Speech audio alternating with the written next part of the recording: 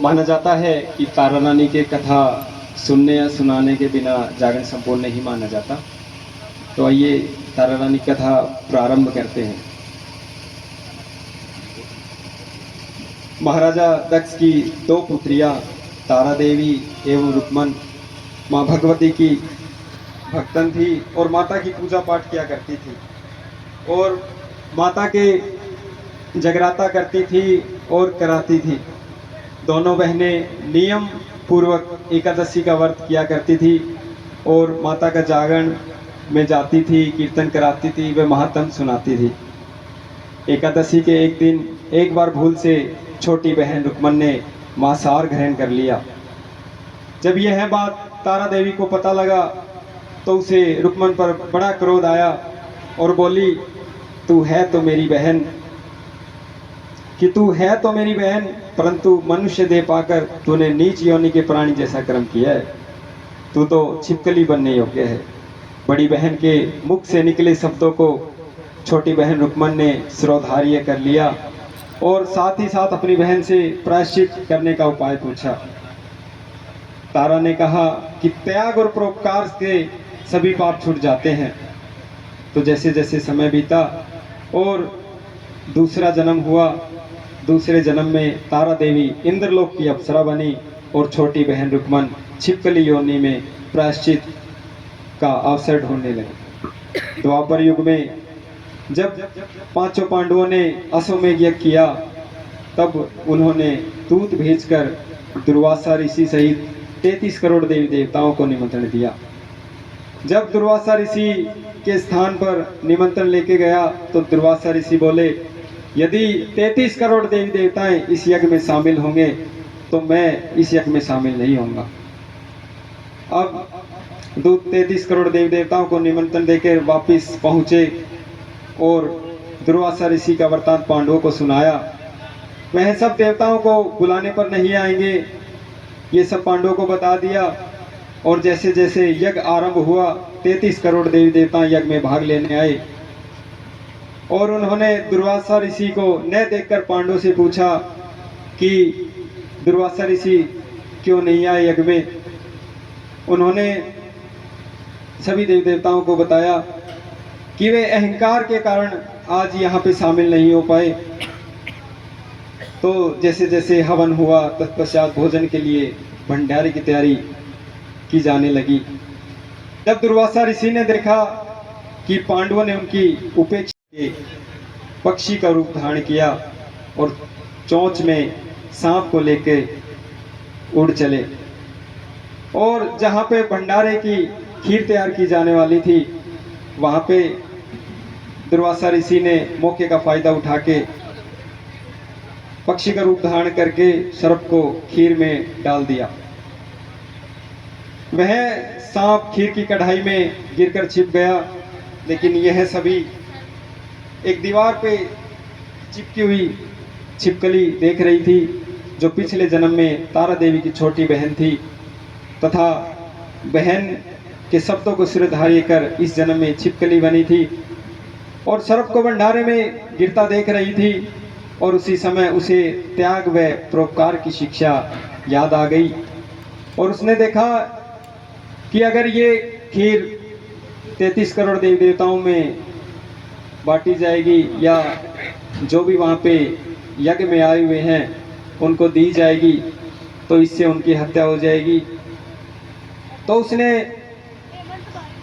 परोपकार की शिक्षा याद आई और उसने भी सभी का इंतजार किया और उसने मन मन में ठान लिया कि अब मुझे सभी की जान बचानी है।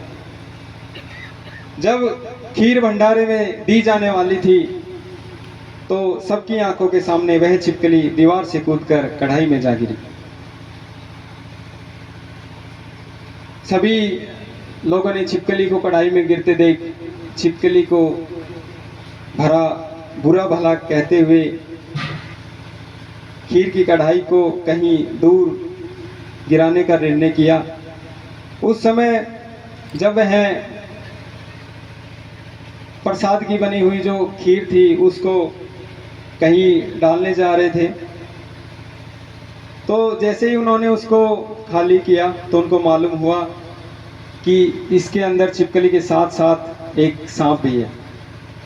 और जब उनको पता लगा कि छिपकली ने अपने प्राण देकर उन सब के प्राणों की रक्षा की है, इस प्रकार उपस्थित सभी सज्जनों और देवताओं ने उस छिपकली के लिए प्रार्थना की और उसे सब योनियों में उत्तम जन्म प्राप्त हो, यह कह के उसे आशीर्वाद दिया और अंत में वह मोक्ष को प्राप्त हो गई। जैसे ही तीसरा जन्म हुआ, वह छिपकली राजा सप्रश के घर में कन्या बनी और दूसरी वही तारा देवी ने फिर मनुष्य जन्म लेकर तारामती नाम से अयोध्या के प्रतापी राजा हरिश्चंद्र के साथ विवाह किया। राजा सप्रश ने ज्योतिषों से कन्या की कुंडली बनवाई। ज्योतिषों ने राजा को बताया कि यह कन्या आपके लिए हानिकारक सिद्ध होगी, शकुन ठीक नहीं है, अतः आप इसे मरवा दीजिए। राजा बोले कि लड़की को मारने का पाप भला मैं कैसे उठा सकता हूँ, मैं इस पाप का भागी नहीं बनना चाहता। तब ज्योतिषों ने विचार किया, वहाँ पे सभी सभा में बैठे सज्जनों ने विचार किया और फाइनल डिसीजन उन्होंने निकाला कि आप एक लकड़ी के बक्से में, संदूक में इस कन्या को रख दीजिए और उसको हीरे जवाहरात से सजा दीजिए और फिर उसको नदी में बहा दीजिए। आखिरकार कोई लालची इंसान सोने चांदी से जड़े बक्से को देखकर इस बक्से को बाहर निकालेगा और इसका पालन पोषण भी हो जाएगा और आपको पाप भी नहीं लगेगा।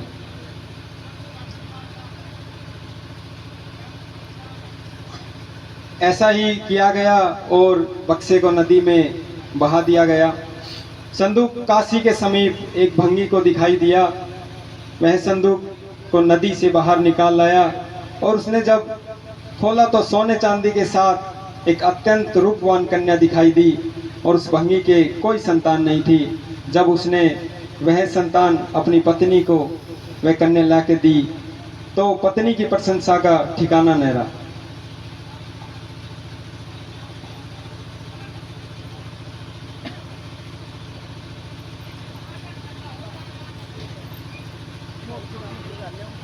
उनकी प्रशंसा का ठिकाना ना रहा। उसने अपनी संतान के समान ही बच्ची को छाती से लगा लिया और मेरी भगवती की कृपा से उसके संतानों में दूध उतर आया। बोल जगत जननी मैया की।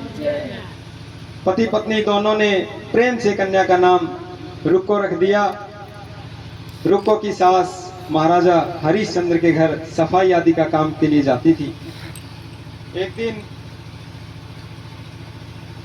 रुक्को की सास बीमार पड़ गई और निदान रुक्को महाराजा हरिश्चंद्र के घर काम करने के लिए पहुंच गई। महाराजा की पत्नी ने तारामती ने जब रुक्को को देखा तो वह अपने पूर्व जन्म के पुण्य से उसे पहचान गई और तब तारामती ने रुक्को से कहा, हे बहन, तुम मेरे यहाँ निकट आकर बैठो।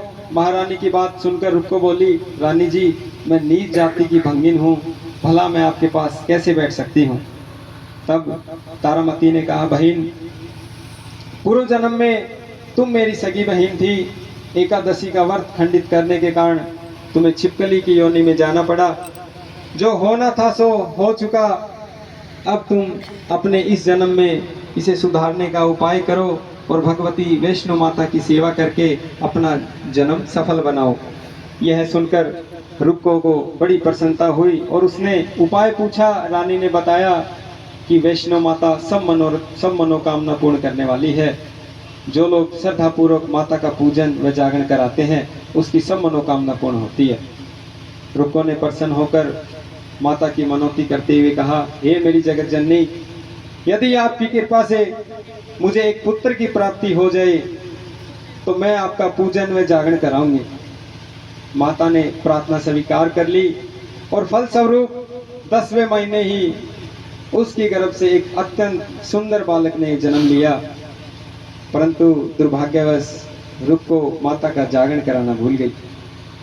परिणाम यह हुआ, जब वह बालक 5 वर्ष का हुआ तो एक दिन उसे माता निकल आई, चेचक हो गई।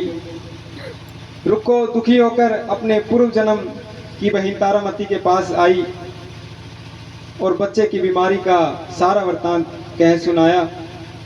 तब तारामती ने कहा, जरा ध्यान करके देख कि तुझे माता के पूजन में कोई भूल तो नहीं हुई। इस पर रुक्को को 6 वर्ष पहले की बात का ध्यान आ गया और उसने अपना अपराध स्वीकार किया और उसने फिर मन ही में मन निश्चय किया कि अगर बच्चे को आराम आ गया तो वह माता का जागरण अवश्य कराएगी।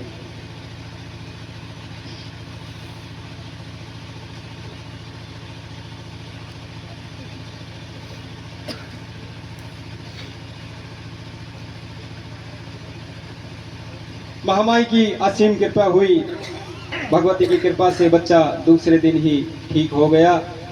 तब रुक्को ने देवी के मंदिर जाकर पंडितों से कहा कि मुझे अपने घर माता का जागरण कराना है, अतः आप मंगलवार को मेरे घर पधारे और जागरण कराएं। पंडित जी बोले, अरे रुक्को, तू यही 5 रुपए दे जा, हम तेरे नाम से मंदिर में ही जागरण करा देंगे। तू नीच जाति की स्त्री है, इसलिए हम तुम्हारे घर आकर देवी का जागरण नहीं करा सकते।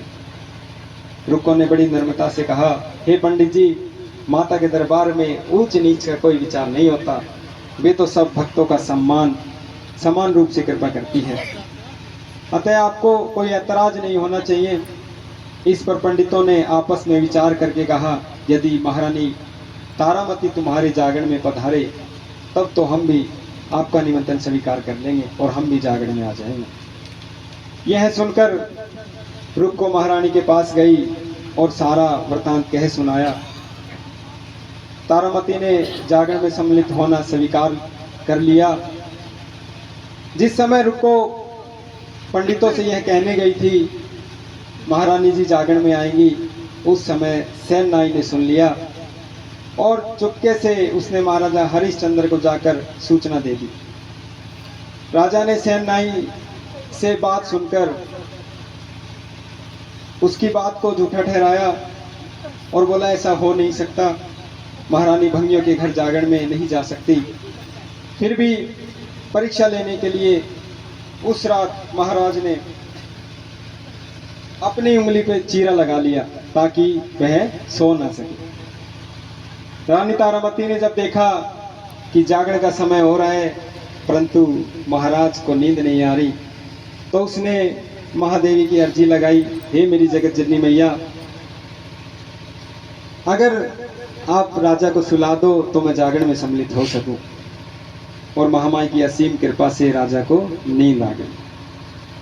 तो तारामती ने रोशनदान से रस्सा बांधकर महल से उतरी और रुक्को के घर जा पहुंची। उस समय जल्दी जल्दी में महारानी का रेशमी रुमाल और पाँव के कंगन रास्ते में गिर गए। उधर थोड़ी देर बाद हरिश्चंद्र की नींद खुल गई। तब वह भी रानी का पता लगाने के लिए निकल पड़ा और मार्ग में कंगन रुमाल देख के वह भी उसी रास्ते को फॉलो करते हुए जागरण वाली जगह पे जा पहुंचा।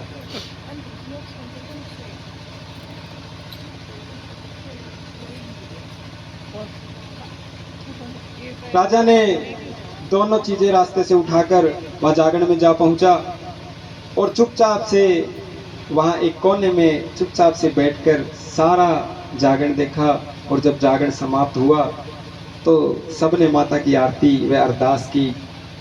उसके बाद प्रसाद बांटा गया। रानी तारामती को जब प्रसाद मिला तो उसने झोली में रख लिया। यह देखकर लोगों ने पूछा कि आपने प्रसाद क्यों नहीं खाया, झोली में क्यों रख लिया? यदि आप प्रसाद नहीं खाएंगी तो यहाँ कोई भी प्रसाद ग्रहण नहीं करेगा। रानी बोली तुमने जो प्रसाद दिया है वह मैंने महाराज के लिए रख लिया है, अब मुझे मेरा प्रसाद दे दो। अब की बार प्रसाद लेकर तारा ने प्रसाद को ग्रहण कर लिया। इसके बाद सभी भक्तों ने माता की जय जयकार की और प्रसाद ग्रहण किया। इस प्रकार जागरण समाप्त हुआ। करके प्रसाद खाने के पश्चात रानी तारामती महल की ओर चली। तब राजा ने आगे बढ़कर रास्ता रोक लिया और कहा, तूने नीचों के घर का प्रसाद खाकर अपना धर्म भ्रष्ट किया है, अब मैं तुझे अपने घर कैसे रख लूं? तूने तो कुल की मर्यादा व मेरी प्रतिष्ठा को भी कोई ध्यान नहीं रखा। जो प्रसाद तू अपनी झोली में रखकर मेरे लिए लाई है, उसे खिलाकर क्या मुझे भी अपवित्र करना चाहती है? ऐसा कहते हुए जब राजा ने झोली की ओर देखा, माँ वैष्णो देवी की कृपा से प्रसाद चंपा, गुलाब के फूलों, गेंदों की फूल, कच्चे चावल और सुपारियां दिखाई दी। और यह चमत्कार देखकर राजा आश्चर्यचकित रह गया। और राजा हरिश्चंद्र ने रानी तारामती को साथ लेकर महल लौट गए। वहां रानी ने ज्वाला मैया की शक्ति से बिना किसी माचिस, चमचम, पत्थर की सहायता से जोत प्रचलित करके दिखाई, जिसे देखकर राजा का आश्चर्य और बढ़ गया। राजा के मन में देव के प्रति और विश्वास, श्रद्धा जाग उठी। इसके बाद राजा ने रानी से कहा, मैं माता के प्रत्यक्ष दर्शन करना चाहता हूँ। रानी बोली, प्रत्यक्ष दर्शन पाने के लिए बहुत बड़ा त्याग होना चाहिए। यदि आप अपने पुत्र रोहिताशव की बलि दे सके तो आपको दुर्गा देवी के प्रत्यक्ष दर्शन प्राप्त हो सकते हैं।